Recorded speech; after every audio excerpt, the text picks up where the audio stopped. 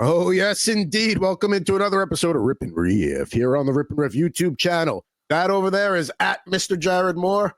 I am at Pucking Thoughts, Adam Bernard, and based just off the couple of minutes of pre-show banter, it's going to be a good one today. A lot to talk about.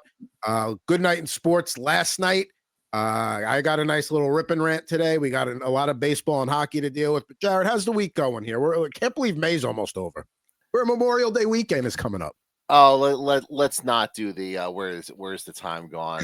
If the NFL season just started, now it's week 12. Mike France says, let's not do that on a Wednesday. We got Memorial Day weekend coming up here. I'm very much looking forward to it, mostly because every year the rest of the family comes over, so we have a nice cookout outside, and it's a good opportunity to sort of see everybody. And then the rest of the weekend, I'm just, doing my usual thing as a degenerate gambler. So I'm very much looking forward to those 4 days.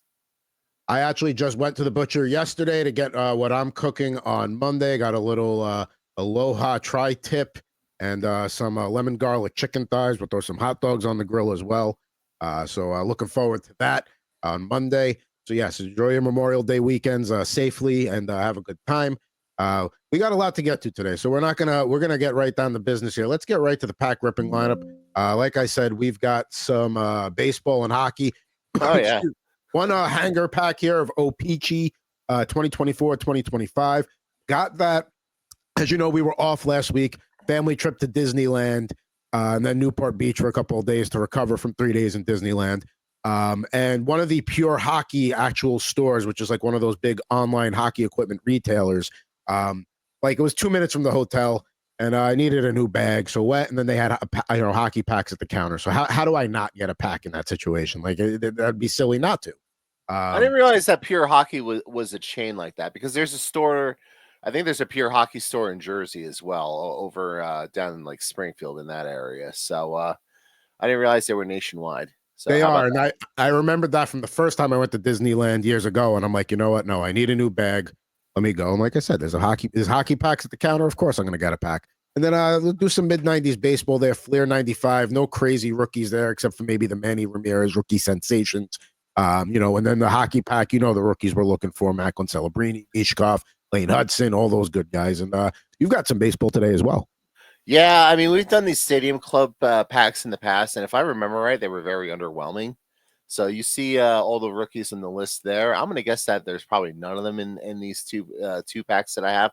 I actually have more than 2 packs, so we could always go and do more if we need to, but because there are only 5 cards per pack. But yeah, we got a few of these packs, so we could certainly plow through those today. And in fact, I'm going to grab those other packs and have them on standby just in case. One of the rookies in there, Jason Dominguez, I believe he had a walk-off the other night, had a big home run. So yeah, certainly had a big Yankee Stadium moment with a nice walk-off home run, and he's done a nice job. He's going to play his way into the Rookie of the Year discussion in the AL. I'm convinced of that. So, if you're inclined to throw a few shekels on such things, you can certainly go ahead and do that if you so desire. Now, what's amazing is a Yankees walk-off home run like that. That would usually lead the headline in New York sports, but after last night, what happened at the Garden, let's not waste any time. I know you're excited to get into it here. It's time to kick things off on Rip and Riff with my Rip and Rant. Thanks, Dave.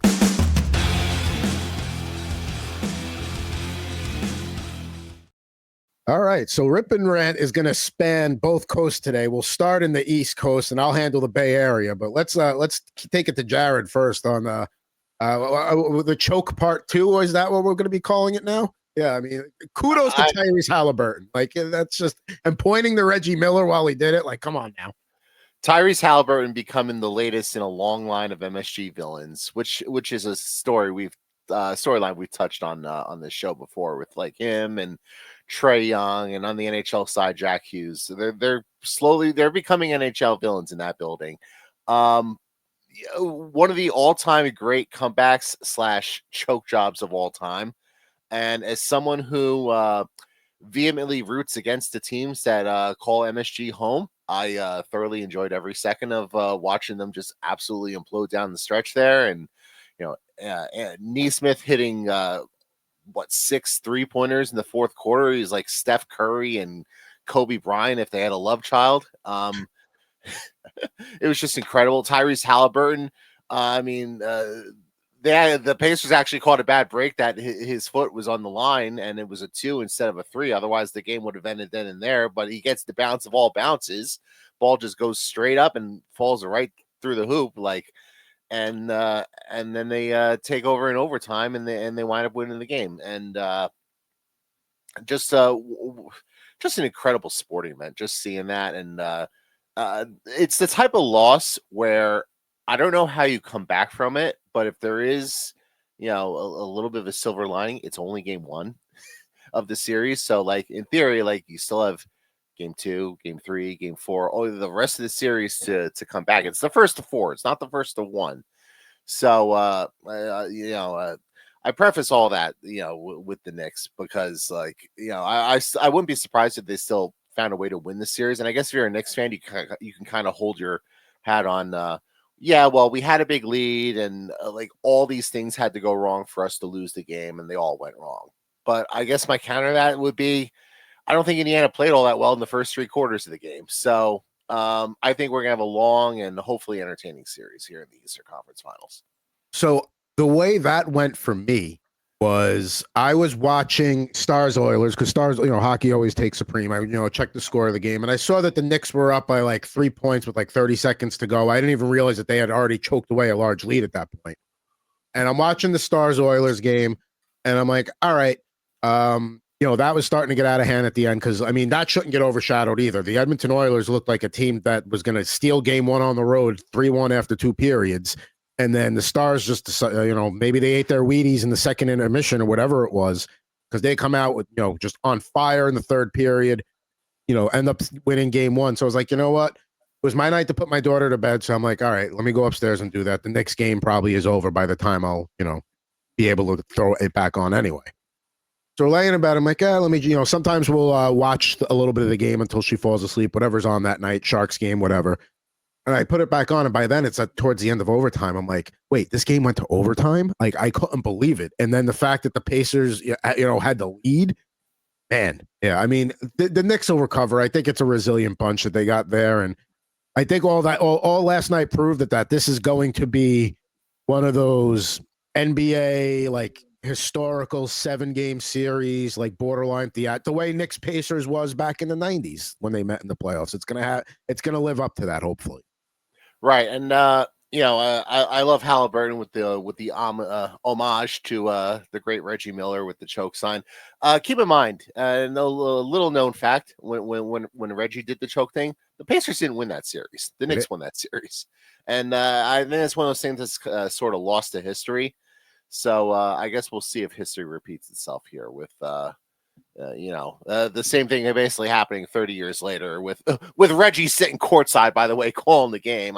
He can't make this stuff up. And to me, that just shows how big that Reggie Miller moment is. Cause there's a lot of great plays in sports that, but the team didn't go on to win. So they get lost. The one that sticks out of my head is that Andy Chavez catch, game 7 Mets Cardinals. I'm not even a Met fan. What was that, the 2005, 2006 NLCS, whatever it was.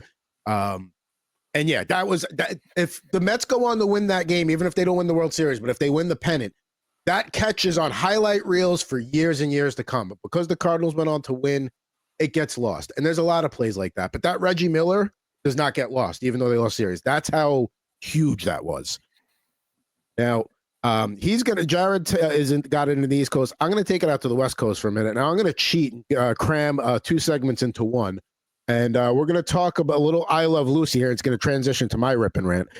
So I decided, because my daughter's into some of the Bay Area mascots, S.J. Sharkey and Stomper from the A's, I'm going to start collecting mascot cards. So putting out an APB on all those. At least just for the mascots my daughter likes or my teams or whatever. But yeah, so S.J. Sharkey and Stomper cards, I am on the hunt. Sourdough Sam for the 49ers to a lesser extent. So there's a night that's a 2017 Topps opening day. I have one for Stinger from the Columbus Blue Jackets. I'll have to send you. Yeah, so the next time we do a swap, I'll definitely include that. We got another Stomper card here, cleaning up the home plate at the old Oakland Coliseum there, getting it ready. That's a 2024 Topps. And here's another one here, him holding the flag. He's a good-looking mascot, Stomper. It's like friendly enough for kids, but, still an elephant. I wouldn't mess with him. Yeah, cute mascot. I feel bad considering it's the Oakland A's that the guy in the costume is probably making $15 an hour to do that. But have they established whether or not Stomper came along with the A's to Sacramento? So they never talked about that. And then like an Oakland A's fan group, I got confirmation because somebody asked that exact question like during the first homestand of the season. And yeah, Stomper is going around taking pictures. Because let's face it, that's one of the only appealing things this organization has left for themselves is a pretty good mascot. I mean, they got some interesting young players. I mean, the team's better than they have in the last couple of years. So I'll certainly give them that. But I like that somebody else thought of the same dumb question that I thought of. Listen, we answer the important questions here on Rip and Riff, and that's one of the important ones. Now, this segues into my Rip and Rant. A little, let's say disingenuity from the San Francisco Giants. So last weekend, MLB had their like rivalry weekend. The Cubs playing the White Sox, Yankees playing the Mets, which is great. Everybody loves that. Royals playing the Cardinals. So different here, which used to be a cross Bay series, East Bay versus San Francisco, Giants versus Athletics. Now they're about, depending upon where you are in the Bay Area, about 90 minutes up the road in Sacramento. Can't call them Sacramento. I saw somebody calling them the Oaklamento A's. I thought that was pretty good.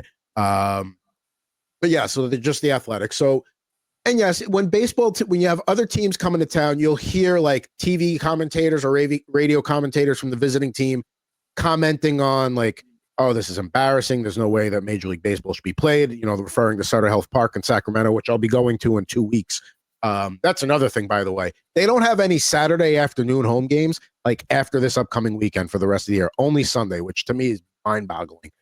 Is it just because it's too hot during the day and they don't want to do it? They do it on Sundays. So, like, what's the difference between Saturday and Sunday? Like, I'm not saying you got to do one every weekend, but you could throw it in there. I mean, I would guess it's probably strategic on their part. They probably think they'll just get a better gate at night. That would be my guess. But bottom line is I'll be going to a random Thursday afternoon game because my daughter wants to go see that very mascot in the middle of the screen right there. She specifically said, I want to go see Stomper again. So Thursday, June 5th, 12:35 first pitch, Twins A's. I'll probably be one of 19 people there. So there we go.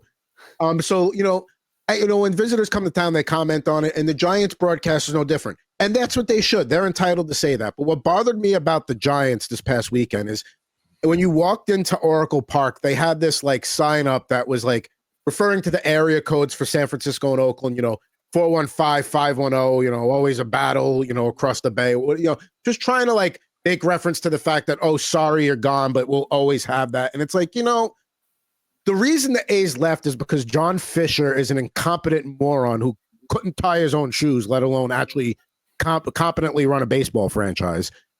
One of the things that, people tend to overlook, and a lot of people did comment about this on social media, and I'm glad they did. They didn't let the Giants just skate away like, oh, we miss you. We wish you could have stayed. When the Oakland A's gave you the territorial rights to the South Bay, whenever that was, it was in the 70s or whatever it was, there's a little, uncertainty on whether that was a permanent gift or a borrowing gift. But either way, when the A's did that, the A's were winning in the 70s and the 80s. The Giants were floundering in the 70s, frankly. In the 80s, they got better towards the end of it. They said, if that's what it's going to take to keep you from moving to Toronto or wherever they were going to go ahead. And they helped them out. Now, when the A's were looking for a new stadium, the South Bay was a very viable option.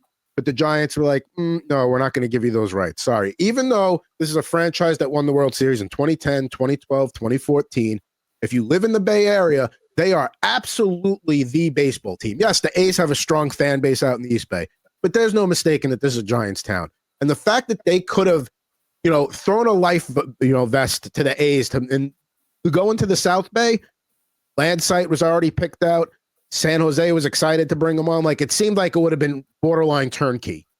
And the Giants are like, no, we're not going to help you because agreed. Because God forbid the A's got good in there and now you actually have competition again. Can't have that. So they said, to me, the fact that they were all like, oh, we miss you, A's, blah, blah, blah. it was just very like, oh, stop. Like you could have helped and you decided to not do anything. So don't pretend like, oh, we wish we could have you back. Because you know what it reminds me of? This scene in Titanic right here. All she's got to do is clear a little more space. And then he can maybe get a leg up here so he doesn't get frostbite on his legs. There's no South Bay territorial rights. Look at that space. But no, they're like, they're like, no, I'm just going to take up this whole door. And then eventually he, goes off. We all know how that scene ends. But this is what it reminded me of. I know people who reference Titanic all the time, but I don't think they've ever specifically mentioned this with all that space on the raft. I'll have to bring that up next time they mention Titanic. No, this is basically the equivalent of the San Francisco Giants. The Oakland A's live down the street, and their house is on fire, and they're screaming for help. And the Giants, they have the wherewithal to, they could call 911. They could, certainly request turn on a garden hose.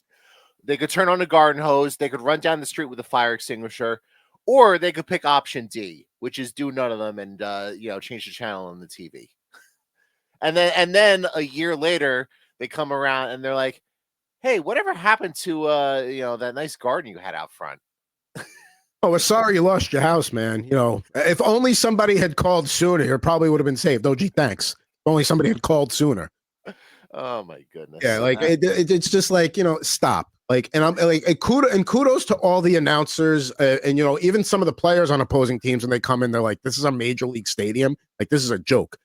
And Major League won't reprimand them because the only thing that looks worse than opposing teams, players, broadcasters complaining how this is not up to Major League standards would be trying to censor them. Like if John Fisher went and complained, like, I don't like that they're saying this stuff, and MLB tried to shut them up, that is the only thing that would look worse. So that's why it's going to be open season on the Athletics all year. And as more teams come to town for games, you're going to hear about it all year.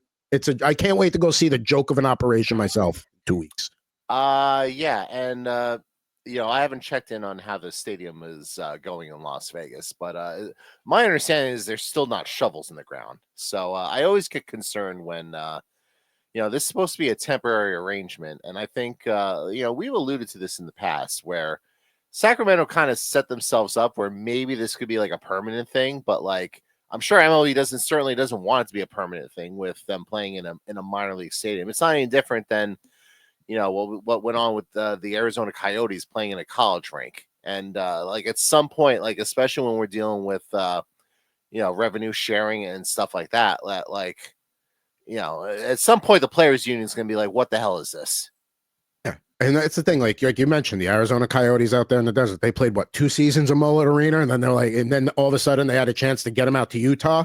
They had and they did it. They're like, we can't keep having an NHL team play in a 5,000 seat arena where they're the second class tenants to the college hockey team. Understandably, since the college hockey program paid for the building, but still. Right.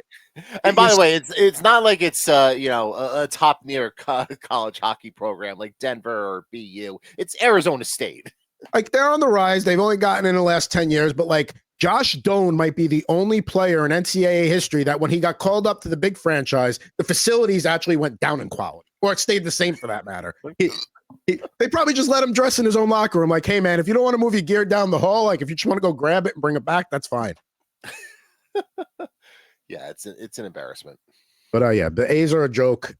Still support them, but yeah, just like I can't wait to see, because like the only minor league baseball experience I've ever had was going to the Brooklyn Cyclones and the Staten Island Yankees in New York, and those are at the time were low A, short A, June through like September seasons. So like, I can't wait to see what this stadium is compared to teams that like, Brooklyn Cyclones, you could still get seats behind home plate for like $17 for a random game. You know what I mean? Yeah, and like if you get an opportunity to go to minor league games, you should do it just because it's fun. It's a different experience. Like I've been to a Staten Island Yankees game before, and I certainly had fun while I was there. So yeah, certainly a unique experience. All right, you want to rip some cards? Yeah, you start off with the Stadium Club, and then I'll go with the old school baseball there. Good. We got 5 cards per pack here. And by the way, I keep looking up because the Yankee game's on right now, so you'll have to bear with me as they're finishing up this series with the Texas Rangers. But hopefully we get some good cards in these packs. Otherwise, we are going to probably wind up ripping all of them. Let's see. gonna start with a legend here with Mel Ott. I'm sure Doggy could tell you all about him because I don't know anything. I'm not gonna read a book or find out, educate myself on the matter. Let's see. Let's see if he, what his resume was. So he was a Hall of Famer, 11-time All-Star, one World Series in 1933. Yeah. Let's see. Xander Bogaerts looks like he's celebrating a walk-off. So, all right, yeah. So these cards are basically a mix of like legends and current players. Tony Gwynn, one of the all-time great hitters, the late great Tony Gwynn, rest in peace. Excuse me, I'm a little gassy right now. The Yankee, this was my captain growing up, Don Mattingly. Before Jeter was the captain and before what's his face, Aaron Judge was the captain. Donnie Baseball was the captain. So I had a friend that lived in Evansville, Indiana for a little while, went to go visit for Pearl Jam related reasons. And he drove me by where Don Mattingly's like estate was, like, cause he lives right outside of Evansville. Got a nice little piece of property there. He's also a big Yankee fan. I was going to say, we saw what his house looked like in The Simpsons when Smithers went to visit. Yes. I mean, probably a little bigger than that. That was probably a little exaggeration there. Shout out Fife. Yeah, Torrey Hunter there to wrap up the pack there. So that's a good pack. I mean, not a lot of modern guys in that one, but I mean, in terms of guys from when like we were really into heavy watching baseball all the time, that's a good pack there. Yeah, and we got a lot of cards here. All right, we have an interesting last card here because we haven't, you're not going to see this one very often, but you have Joey Votto here, picture with the Blue Jays. Never actually played for the Toronto Blue Jays, but like his last season in the bigs, he was with their minor league affiliate. So this must have been a spring training shot or something that they used for that one. It's weird, yeah. You see him in a Blue Jay jersey. Now you don't have too many of those. That might be like one of the only ones. Yep. Let's see. We got Larry Walker here. Looks like sliding to make a catch. Unfortunately, the Colorado Rockies. A long way from their heyday in the 90s when they had like the Larry Walkers and the Ellis Burks and Andres Galarragas and Dante Bichette of the world. Dante Bichette. All these studs. And now it's like, who the hell are these guys? And they're probably going to lose the most games ever this season, and deservedly so. Let's see. Christy Mathewson, again, another guy Doggy could tell you all about. One of the very first pitchers enshrined into the Hall of Fame in that inaugural class. So there you go. I want to see when the Rockies and White Sox play this year, because that might be appointment television. If by appointment television you mean I'm going to make an appointment to get my oil changed or to get my colon checked, then yeah, it'll be appointment television. What better way to kick off 4th of July weekend that starts on a Friday with better than White Sox Rockies in Denver? I mean, come on now. That is as American as it gets. Are they really playing this weekend? Yes, the 4th of July weekend. That's how you kick it off. 4th of July. Let's see. We have the late, great Kirby Puckett here. And last but not least, we do have a rookie card in this pack. And pretty solid player. We've mentioned the A's already. We have Lawrence Butler there. I'm a big Lawrence Butler fan. He's definitely one of the, I'm sure he'll play well for them and then he'll get flipped in a year or two. I got two more. I may as well just let's roll through them. I'm enjoying these. Yeah, there's only 5 cards per pack, so we can go through these all pretty quickly here. And let's just want to be careful. I don't want to ding the corners on the way out here. Let's see. We got funny, I mentioned the Rockies. These first 2 cards are Rockies. We have the now retired Charlie Blackmon, very popular player and very productive Rocky, and probably a little less popular with the Colorado Rockies. Chris Bryant, he signed that big deal with them. Now he's always hurt, and he's kind of a shell of his former self. So it's kind of sad to see there. Hall of Famer Mike Piazza. There we go.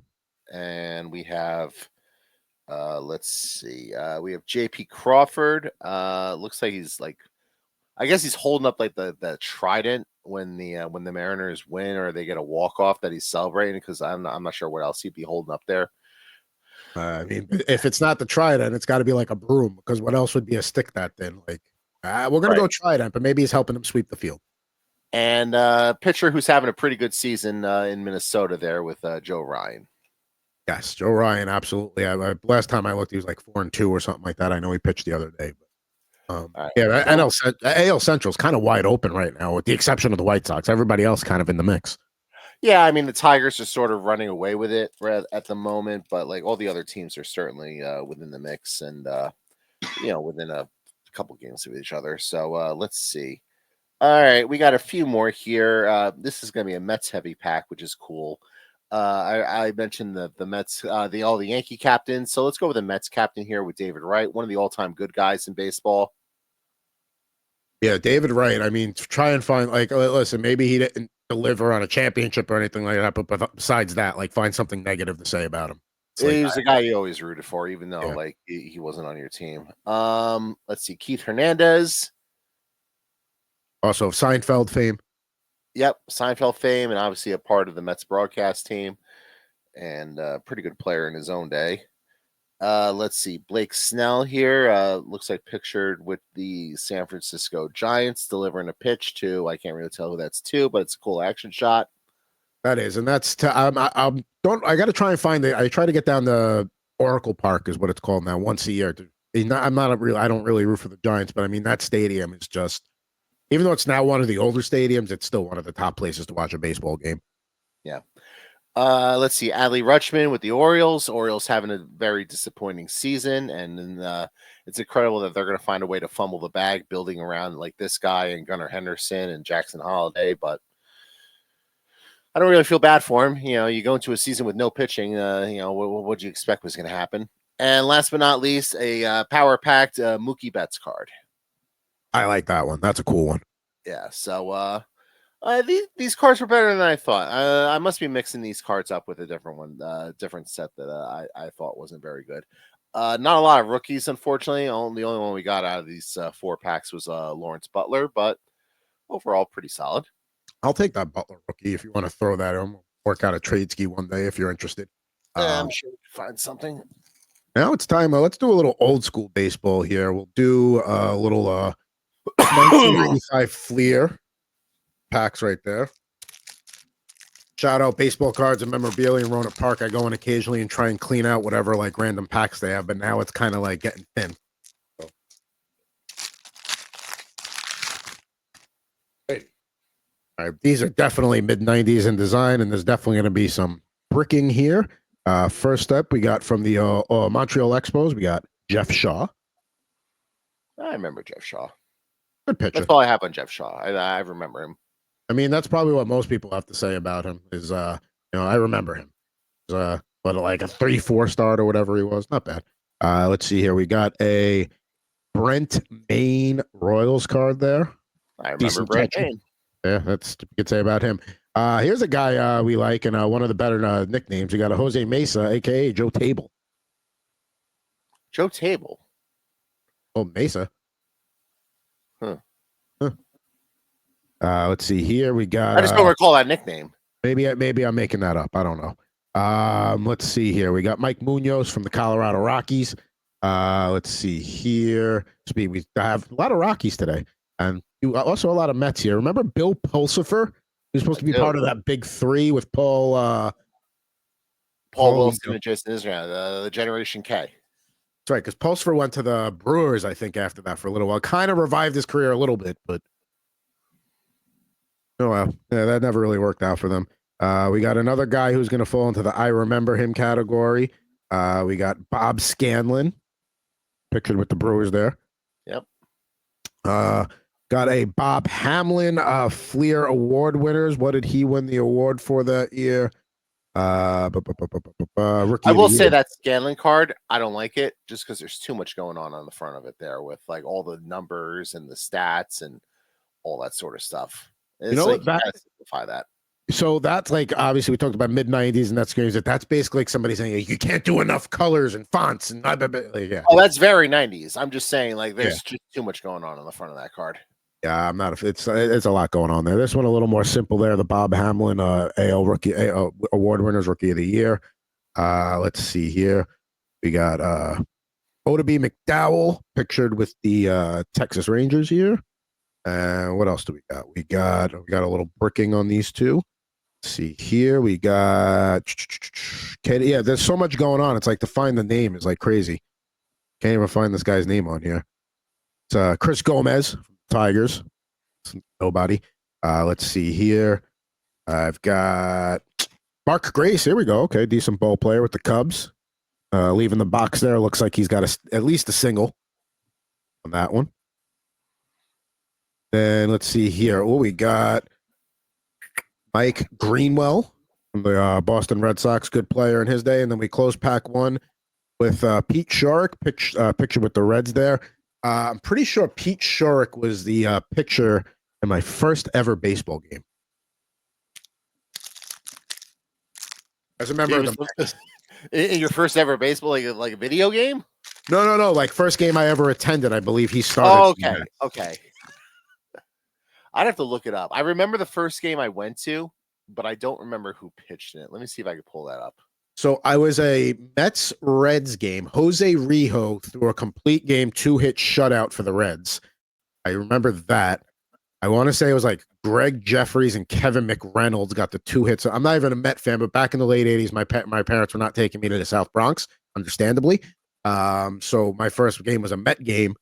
And I remember it was my sister, my parents, and my Uncle Bob. It was a good day. Good day. Yeah. We got Mike Blowers here from the Seattle Mariners. Let's see what we got here. We have our first Yankee. It is, I don't even remember this guy. Joe Osanio. Don't even remember him. Couldn't tell you anything about him. Got a checklist. We got a Kelly Stinnett. Remember that guy from the mid-90s? Terrible Mets there. You forget Kelly Stinnett. Let's see. We had one Seinfeld reference with Keith Hernandez before. Another guy that had a big famous reference on the show. Never on the show. But Jay Buhner. The hell did you trade Jay Buhner for? George Steinbrenner from Frank Costanza. That's funny. Let's see here. This is a guy I remember from the Yankees, and he was a good pitcher there for a couple of years as like a number 4, number 5 starter. But I believe he was from down under, Sterling Hitchcock. All right, I found the box score from the first Yankee game I went to. All right, what do you got? All right, this was a Yankees-Royals game, June 29th, 1992. I remember it was a Cub Scout trip. So I went with, like, my dad took me and, like, all the guys that were in, I guess, like, our group or den or whatever you would call the Cub Scouts back then. So it was a 7-3 Royals win over the Yankees. The reason why I remember it distinctly is because I remember Kansas City scored 4 in the first, and the Yankees scored 1 in the bottom of the first. And then the game kind of proceeded from there. So let's see. I think you just mentioned Greg Jeffries. He was on that Royals team. So let's see. Here's the Royals lineup from that day. Keith Miller, Greg Jeffries, Wally Joyner, Kevin McReynolds, George Brett was the DH, Mike McFarland, Brian McRae, Gary Thurman, and Rico Rossi at shortstop, with Mark Davis starting the game. So listen, this is one of those cool moments here on Rip N Riff. There's a little Greg Jeffries card there. Yeah, so there you go. So it comes full circle. And with the Yankees, the Yankee lineup that day, Andy Stankiewicz at short, Mel Hall in left, Roberto Kelly in center, Don Mattingly at first. So we pulled Don Mattingly earlier. Danny Tartabull in right field, Jim Leyritz at DH, Charlie Hayes at third, Mike Stanley at second, at catcher, and Mike Gallego at second base, with Jeff Johnson making the start for the Yankees. Jeff Johnson, not very good. So it was actually Wally Whitehurst, not Pete Shorrock, that made the start for the Mets that day. And I was close on the 2 hits for the Mets. It was Greg Jeffries and Kevin Elster, not Kevin McReynolds. Kevin Elster was a pretty good player too. So there you go. Yeah, it was a 7-0 Reds victory that day. I didn't realize I got to see a Hall of Famer that day in George Brett. So there you go. It would have been nice if there was a second Hall of Famer there with Don Mattingly, but maybe someday. Maybe he'll get in on the Veterans Committee one day. Don Mattingly should be in the Hall of Fame for like lifetime achievement. Like, he had a borderline like Hall of Fame playing career, and then he was a manager forever. I agree. Listen, he belongs in the Hall of Fame. I mean, listen, he had the unfortunate timing of being on a team, basically bookending World Series teams the year before and then the year after. But he was a hell of a player for those for his time in New York, and yeah, absolutely Hall of Fame worthy there. I didn't realize that Reds game. I got to see Paul O'Neill back cleanup for the Reds, so got to watch Paul O'Neill for a game before he got traded to the Yankees a few years later. So that's pretty cool. Also saw Barry Larkin that day and Mariano Duncan. A couple more cards to get through in this pack before we get to the hockey. Let's see here. We got a Paul Wagner Pirates card here. By the way, that Greg Jeffries card is a NL Pittsburgh Pirates All-Star. So basically all the All-Stars that went to Pittsburgh that year. And now I believe that was a pretty good All-Star game at Three River Stadium that year. I want to say it was like an extra innings affair. We got a Storm Davis card there, which sounds more like your local weather anchor. You know, Storm Davis going to give you the 5-day forecast later. Let's see. You remember Storm Field, the meteorologist in New York? Wasn't he the son of like another meteorologist before that? I think so. I do have a random Storm Field story if you want to hear it real quick. That's what Rip N Riff's all about. Please. So many years ago, I went to the Royal Rumble in Philadelphia, 2004. So we all went out to one of the bars before that, and a few of the WWE like talents were there, like at the bar, just like hanging out. I guess this was like their day off the day before or whatnot. And one of them was Michael Cole, who's the longtime announcer. Like he basically does all the play-by-play. He's been with WWE forever.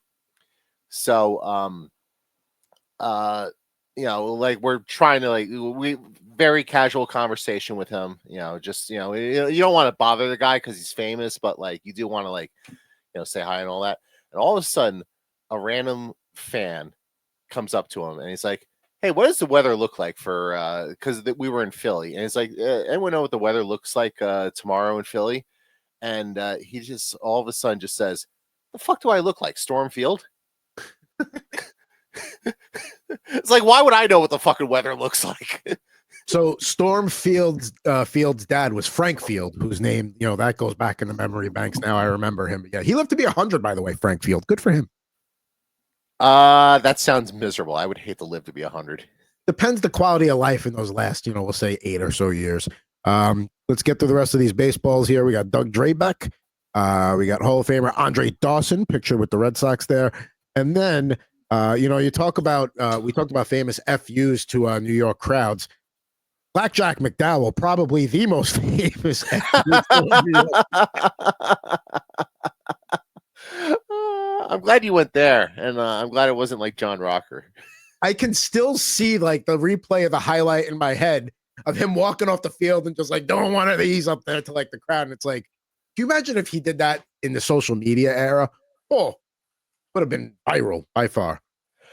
You know what? We live in the contrarian era. I bet if someone did that today, you'd have a whole bunch of people being like, you know what? He's right. And they would defend him. Yeah, his start in New York was kind of reminiscent of Randy Johnson's start in New York, where it was very bumpy out of the gate. Now, Randy Johnson ended up getting better. Jack McDowell never really got it with the Yankees. So there you go. All right. So we've gotten some baseball out of the way. We got 28 O-Pee-Chee. We'll blow through these pretty quick. 2024, 25. This was an impulse rip here. Impulse buy, I should say. I was going to say impulse buy. It's not really an impulse rip. An impulse rip is you just reach into the bag of all the packs of cards you have and you just grab one. All right. So, not going to be anything too high value here, but maybe we get a nice rookie. So let's see. We start with Eli Tolvin in there with the Kraken. No gloss on these. This is, like I said, it's an O-Pee-Chee, very base. Here's one that'll probably go to you, Mr. Nico Hischier there, the one guy who did show up for the Devils in the playoffs. Yeah, and then he got hurt playing in the Worlds. It doesn't sound like it's gonna be anything major, but that's their luck. Let's see here, another Devil. I'll get to him in a second because I lost him. We got Matthew Joseph from the Senators there.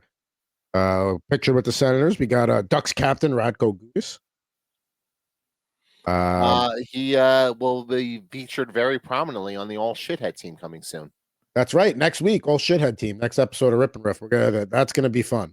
We'll have to send them some sort of gift basket or whatever, or some sort of commemorative pin. Yeah. You know what the gift basket is going to be? I'm going to shit in a paper bag and send it to him. As long as you freeze it before you ship it should be fine. Kyle Palmieri, who apparently had a verbal agreement with Lou Lamoriello on a contract before he got out the door. If I were the Islanders, I would say, you didn't agree to that with us. So and I would probably move on because going multi-years with Kyle Palmieri at this point, probably not the smartest move. Absolutely not. We got Max Domi. They were at the Maple Leafs. Didn't get a chance to talk. Listen, I know they, they blew it against the Panthers to a certain degree. They had the 2-0 lead. They let Florida back into the series, and then they lose the two games on home ice, Game 5 and Game 7. It'll be interesting to see where Mitch Marner goes. We're going to talk about that on Total Hockey Now, actually, where we think Marner's heading next. We have the odds are out. So, whatever. I would bet everything on Vegas. They always find a way. I know the Blackhawks are the odds-on favorite, which I get because then you obviously put they just have a ton of money to spend. But I feel like Vegas, after they flamed out the way they did in the playoffs, and they need a little more offensive punch.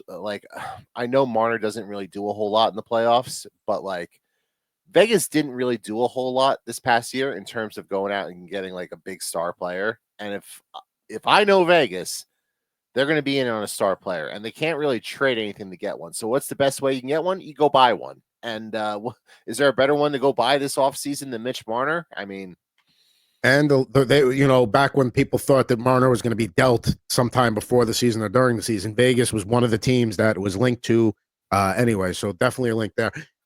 Greedily, I'd love to see San Jose make their first big splash and go get him, but I don't think that's really in the cards. I don't think that's really where the money needs to be spent right now. Let's see here. Nick Foligno with the Blackhawks there. Young guy on the rise here now at the Utah Hockey Club, pictured here with the aforementioned Coyotes earlier in the show, Dylan Gunther. Yeah, and we can't call them the Utah Hockey Club anymore because they have a name now. It's the Utah Mammoth. I'm a big fan of that name. I've mentioned that I feel like the elephant's an underrepresented animal in sports because you have Stomper for the Oakland A's, and then the Alabama Crimson Tide on some of their logos. They have the elephant. That's really it. So I'm glad with the Mammoth. We got, let's see, Martin Pospisil here with the Flames. Brock Faber, who played a ton of minutes for the Wild in that series against the Golden Knights. I felt he really came of age a little bit in the playoffs this year. Got, let's see, will somebody offer sheet Matthew Nyes? That's the big rumor right now. I mean, I would certainly try to do it if I was a team that had the sort of cap space and was willing to throw away the draft picks to get them. I think Toronto's going to match it, so it's probably a waste of time. But I mean, we'll see what happens. I mean, like you mentioned, Toronto is going to be going through a bunch of changes right now. They got to decide what they're doing with Marner. They got to decide what they're doing with John Tavares, which is going to be a whole other thing because that big contract that he signed all those years ago is finally up, and you can't bring him back at $11 million again. So, we got to see how all this stuff plays out. Got Kiefer Sherwood here, pictured with the Predators, now with the Canucks. We got Eric Howler, there, your guy from the Devils. The often traveled Riley Smith, finished the season with Vegas. Said he wants to stay in Vegas too. We'll see how that works out. Started the season with the Sharks, currently playing for the Dallas Stars in a key secondary role. Mikael Granlund, part of that Finnish mafia there. Yeah, pretty good player that was available at the deadline. Probably should have been more teams in on him aside from just Dallas. So Dallas got him I want to say almost a month before the deadline. Like they went and they did the thing where they did their deadline shopping about 6 weeks before everybody else. That's it. I didn't realize you were allowed to do that. Someone should tell Tom Fitzgerald that the next time his team's floundering around for however many months before the deadline, because that's 2 years in a row now that they did that. Listen, a lot of the credit for the Dallas Stars goes to the fact that they have great goaltending. They have one of the best defenses in the league, and they already had a lot of good players there. And yes, adding Mikko Rantanen was absolutely a hammer down moment. Right. But do not undervalue the additions of Granlund and Cody Ceci to help fill out that blue line. And Granlund is like the ultimate Swiss Army knife. He can play power play, penalty kill, top line, middle six, bottom line. Put him wherever you need to. Like he's a guy that every playoff team that wanted to go out and win this year should have been in on him. Got Brian Rust. That's interesting. Oh. Well, I mean, maybe, I don't know. I mean, San Jose and the Devils are far apart. Maybe he just, he forgot about him. I don't know. Speaking of the Sharks, we got Mario Ferraro, which he'll be a guy that could be, get some decent value if somebody wants to go out and get a bruising defenseman like that. I don't know if it would value the Sharks to keep him around. Might be a little too old. But not too old, but by the time they get good, he might be a little too old. See what happens there. Got Tomas Hertl, former Shark, now playing very well with the Golden Knights. Mm-hmm. Got Clayton Keller, Utah Mammoth, now Utah Hockey Club, Arizona Coyotes. Philip Kurashev with the Blackhawks. We got Hendrix Lapierre from the Caps. Elias Lindholm with this is the center Elias Lindholm, not the defenseman. He's going to have to get his shit together in Vancouver next year. Elias Pettersson. Elias Pettersson, yeah. Elias Pettersson will have to get his stuff together. That's Elias. There's too many Eliases in Vancouver. They get mixed up. Right, and it also doesn't help that in Boston you have Elias Lindholm and Hampus Lindholm. Yeah. There's one of the Cats assigned to make an appearance here. That's Melee. We got Ty Cartier. That's nice. I'm going to open my door. Maybe one of my cats will make an appearance. Yeah, she thinks the world. Maybe she thinks the world revolves around her, as many do. We got Michael Bunting, and we got Owen Tippett here with the like rainbow parallels there. And then we close with let's see, we got a marquee rookie, Aku Ratty. They're featured with the Coyotes. And then shout out Christopher Merez, Nick Suzuki All-Star card. And then we close the pack with listen, it's trouble for everybody if Sergei Bobrovsky goes back into which he appears to be, goes back into shutdown mode, but there he is. That contract went from being one of the worst in the sport to being worth every single penny to man, how do you get by without Sergei Bobrovsky? And they drafted his replacement and he outplayed the replacement, and they're like, we're actually like, you talk about maximum value for a contract. Yeah. I mean, again, like you said, I remember when that contract signed. Why is he going to Florida? Everyone killed that contract when it was signed. It's okay. He's brought him to 2 Stanley Cups, won one, and he might backstop him to another. So there we got your cat there. Which one is that? Oh, this is Shadow. Shadow. She's a lovely little girl. So Ellie's going to get in the camera here in a minute, so I'm going to have to pick her up and put her aside. Also, here's Melly. Say hi. Hi. One of the 2 cats. Your friends. Yeah. We're 2 pathetic 40-year-old men showing up here on Rip N Riff. But there we go. 17 years old, that one. So there we go. That finishes off that pack. So now it's time to get to our polls of the day. Now I'm going to cheat. Yeah. I'm going to cheat for a minute. You know where my poll of the day is going to come? And I sent you a message for this one. On vacation, bought a blaster box of 24, 25 Upper Deck Series 2. Finally got my Macklin Celebrini rookie. This is the glossy O-Pee-Chee parallel. Still looking for more, but nice to pull my first one. That was a nice moment on vacation after like 18,000 steps in Disneyland. Well, I respect the fact that you cheated, and because the fact that cheaters always prosper, and that's the era that we live in now in 2025. I think you win this round. Thank you. I thought I did a good job there, sneaking that one in and going against the rules. All right, so it's figure 5 time, and we're gonna go hockey today. And this one is going to appear tough out of the box, but if you get it, it'll make sense. Or if you get close, you'll be like, okay. So I'm going to give you a couple right out of the box. Not a Stanley Cup champion, not a Hall of Famer. Go.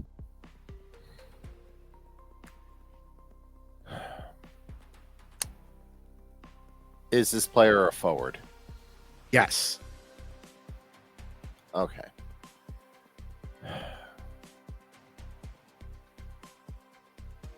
Did this player primarily play with one of the 4 teams remaining in the playoffs? So primarily with this guy is a funny word because he played 1, 2, 3, 4, 5, 6, 7, 8 teams. But 4 of them were for a season. Of it, one of the teams remaining in the playoffs was his second longest tenured team at 3 seasons. All right. Well, we're certainly talking about a journeyman, the way you frame that, and I don't know that provide a whole lot of information.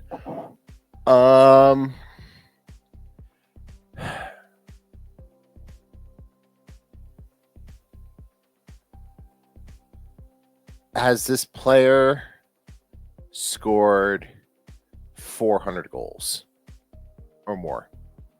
202 goals, 219 assists over 10 seasons. I can tell you right now, I'm probably not going to get this guy, but we'll keep going. So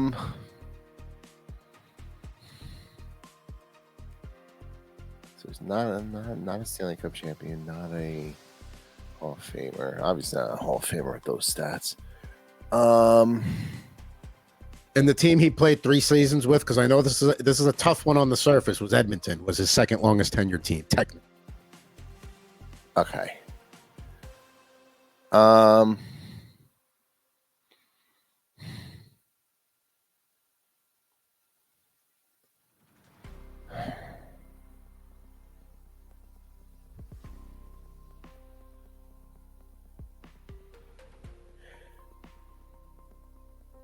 Is he depicted in the starting lineup as an Edmonton Oiler? He is not. He is depicted with the other team that he spent the bulk of his career with, which was definitely not a playoff team this year. God.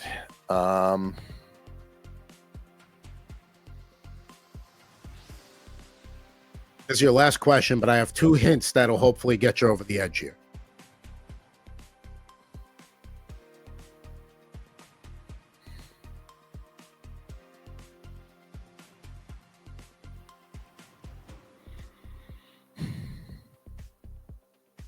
All right, this is kind of a morbid question, but is this player still with us? Yes, and that'll lead into one of my hints. He's still very much a part of the hockey you watch today.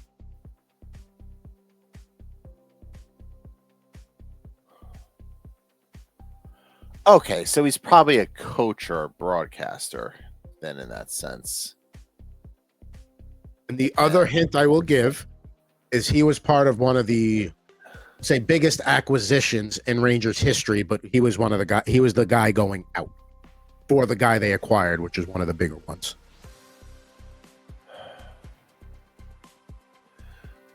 And I'll steer you down a little bit more of a path. You were correct with your broadcaster in terms of the presence in today's game.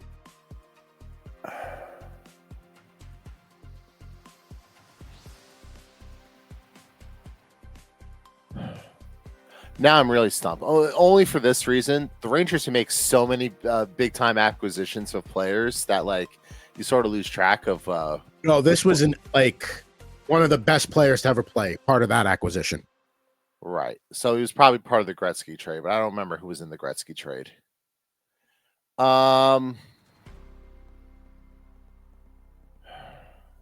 Broadcaster. I know I still got a few minutes here, so I can kind of can flesh it out. I don't know if I could give you any more hints. No, you can't give me any more hints. It's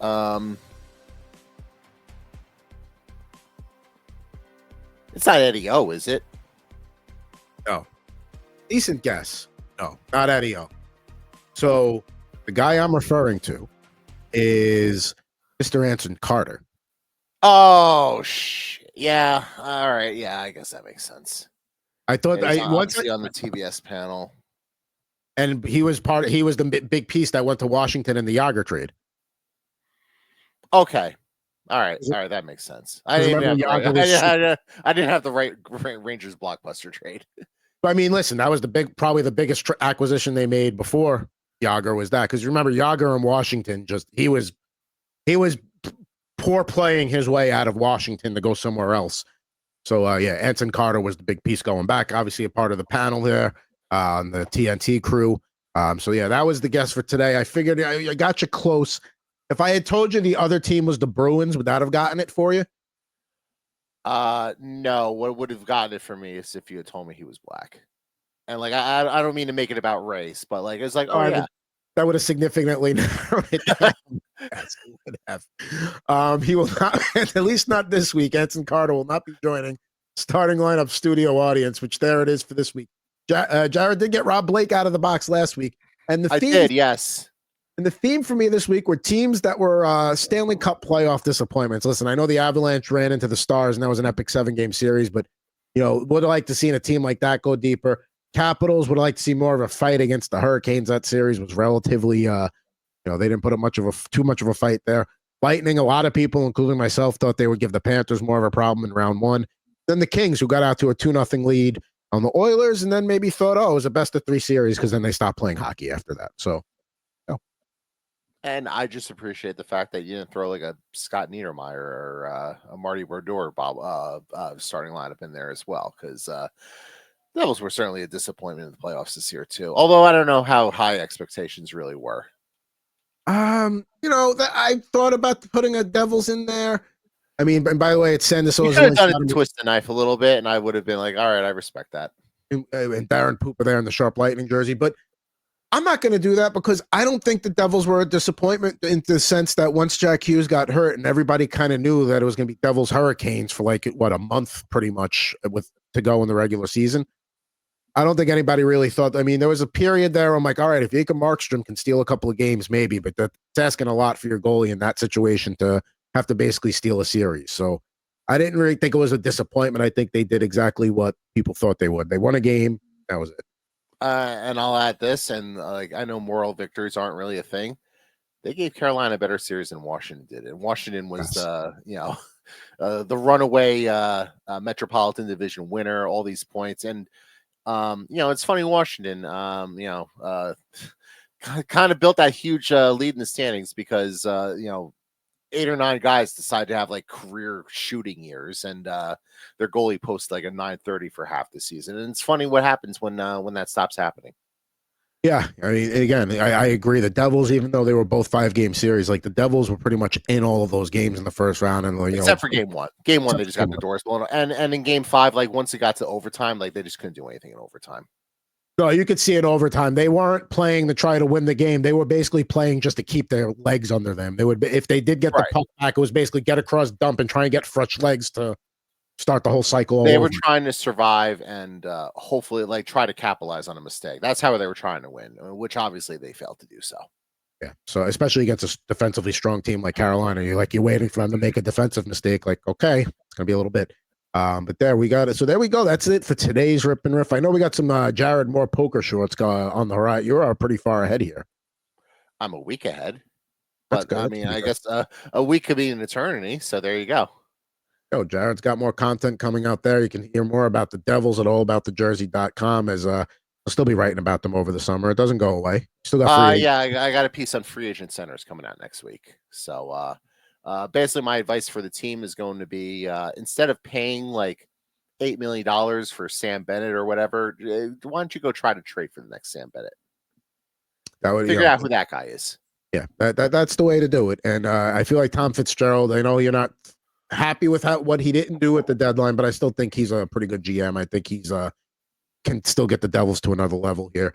Speaking of hockey, later today, 5:00 Eastern time, Total Hockey Now on Thursday with myself, Ant Rivera, and Christopher Moraes. We'll talk about both series. We'll talk some Conn Smythe thoughts, and we're going to look at the Mitch Marner, where he may be going next. So please stay tuned for that and check that out. But that does it for this edition of Rip and Riff, and we're going to be back all new next week.